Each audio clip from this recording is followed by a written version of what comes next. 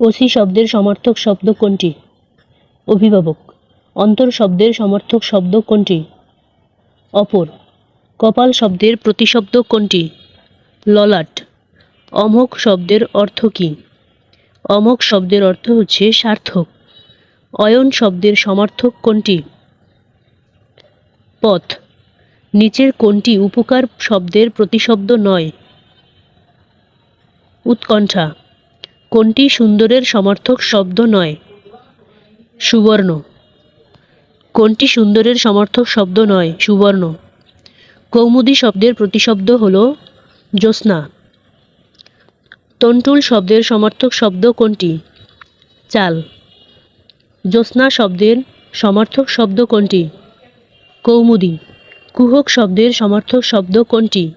মায়া।